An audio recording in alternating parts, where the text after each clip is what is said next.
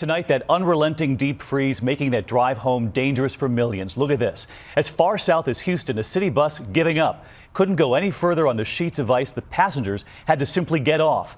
All the way to the north, and this firefighter in New Jersey, everything frozen behind him there, and the accidents across more than 24 states tonight. The license plate there saying it all. Impossible driving in Texas. And here's why this evening. A surge of Arctic air stretching all the way to the Gulf Coast. New Orleans, normally 62 degrees. Tonight, 32. Meteorologist Ginger Z right here. Will it really be Super Bowl Sunday this year or a different day because of the cold? But first, ABC Steve Osunsami on the urgent call for drivers to stay home.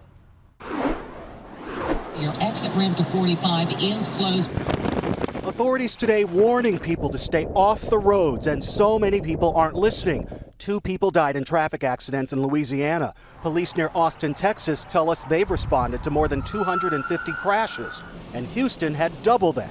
You okay? You're crying. Amy Alexander went out for a run to the grocery store and got into a wreck along the way. You can't control it. You hit a patch of ice and you're gone. That's it. And here's what happened to a Houston police officer helping back up this bus that got stuck on the ice.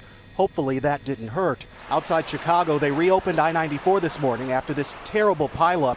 3 people died. Witnesses say it looked like a war zone. The collision was just like boom. It was like louder than a gunshot. It was heartbreaking work for firefighters in Quebec, Canada. So cold they're having to use steam to melt the ice at the scene of this deadly fire at a senior's home. At least 8 people were killed. Dozens are unaccounted for, and they're worried there are still victims inside behind the ice. Every person that's involved in this operation, every partner that's here, people are working very hard. At this burning apartment complex in Nicholasville, Kentucky, I was out there with my jacket half on. the shivering firefighters worked in shifts, moving 14 families to warming shelters. And all of this cold comes as many families are already spending more on fuel to heat their homes.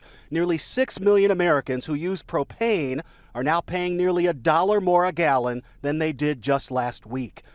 Today is the first time in 5 years that families here in the Houston area have seen any measurable amount of snow or ice. That threat now moves east towards Louisiana tonight. David? A bundled up Steve Osunsami leading us off. Steve, thank you. I want to bring in meteorologist Ginger Z. Ginger, you were just telling me snow and colder next week? Can you believe it? Colder next week. It is really unbelievable for many folks who have been just in this frozen tundra of what we've called most of the U.S. But I want to show you the snow first because this weekend will be relatively mild. I hate using that word when it's still going to be in the teens, but look at that, 1 to 3 inches overall. Some spots, especially lake effect snow, could see 6 to 10. That's the first of 3 shots in the next 5 days. And then that cold. This is the intense injection of Monday night. We go into early Tuesday morning. You see that deep navy color up there?